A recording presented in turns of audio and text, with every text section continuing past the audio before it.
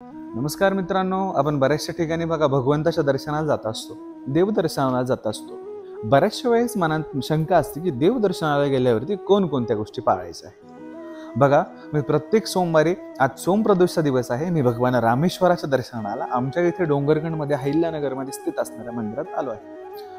मी बाकीच्यांचं काही सांगू शकत नाही तुम्हाला, परंतु मी जे नियम पाळतो ते तुम्हाला सांगतो. सर्वप्रथम मित्रांनो, आपलं शरीर हे मल मूत्र इत्यादी घाण वस्तूंनी भरलेला असतो. आपलं शरीर बाह्य काया आपली किती शुद्ध केली तरी आपली काया जी आतमधली आहे ती घाणच राहणार आहे. मग भगवंताला जाताना सर्वप्रथम आपण शाकाहारी आहात का मांसाहारी आहात का कोणत्या पंथातले कोणत्या जातीतले हे विचार करण्यापेक्षा आपल्या मनात किती शुद्ध विचार आहे हा विचार करायचा आहे. मित्रांनो, सर्वप्रथम भगवंताला जात असताना एक विचार लक्षात ठेवायचा की आम्ही देवाला भेटायला चाललो. जर तुम्ही एखाद्या कार्यामध्ये एखादा कार्यक्षेत्र असणारा माणूस आहे, एखाद्या मोठ्या पदावर बसलेला आहे, मग त्याच्या वेळेस प्रत्येक वेळेस जर तुम्ही मागायलाच जात असताल तर त्याला देखील तुमचा कंटाळा येईल. तसंच असतं, प्रत्येक वेळेस देवाला कुठलीही मागणी न मागता आपल्याला भगवंताला फक्त आणि फक्त भेटायला जायचं आहे. दंडवत प्रणाम करायचा आहे.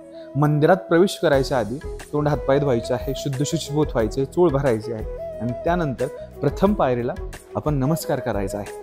कारण की भगवंताच्या महादेव साम सदाशिव शंकराच्या प्रथम पायरीला यक्ष किन्नर विता पिशाच भूत इत्यादी गण जे महादेवाचे आहेत ते वास करत असतात. महादेव एकमेव असे दैवत आहे की ज्यांच्या पूजेसाठी कुठल्याही प्रकारचा काळ प्रहर हा नियोजित केलेला नाहीये.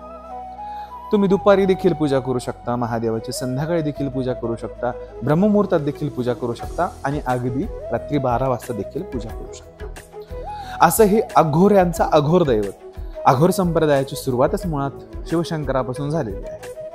आणि त्यानंतर एक नियम लक्षात ठेवायचा, मंदिरात गेल्यावरती आपण त्वरित त्या मंदिरातून बाहेर जायचं नाही. सभामंडप काही वेळ जप तप ध्यान किंवा नुसतं बसून महादेवाच्या प्रतिमेला शिवलिंगाला पाहायचं आहे, निहाळायचं आहे.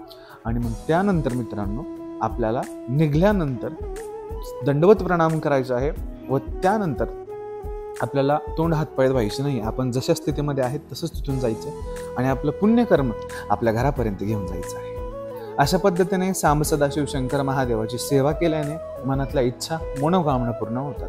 आणि हे नियम फक्त महादेवाच्या मंदिरासाठी नाही मित्रांनो, तुम्ही जिथे कुठे देवाच्या दर्शनासाठी जाताल त्या ठिकाणी तुम्हाला हा नियम हा पथ्य अवश्य पाळायचा आहे. मनाची शुद्धता शरीराची शुद्धतेपेक्षा मोठी आहे. गंगा जलापेक्षा आपल्या मनातली जल अर्पणा, आपल्या मनातली धारणा काय आहे हे देखील महत्वाचं आहे. आणि गंगाजल तर महादेव साम सदाशिव शंकर यांना प्रियच आहे.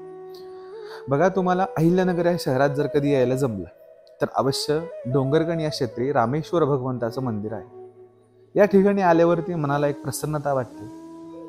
आपल्या मनातले दुःख विकार या साम सदाशिव शंकरापुढे मांडल्यावरती आपलं मन हलकं होतं. दही पंचामृत विधिवत आज आम्ही पूजा केली आहे, त्याचा व्हिडिओ तुम्हाला पाहायचा असेल तर चॅनलला फॉलो सबस्क्राईब अवश्य करा. ओम काली जय भवानी.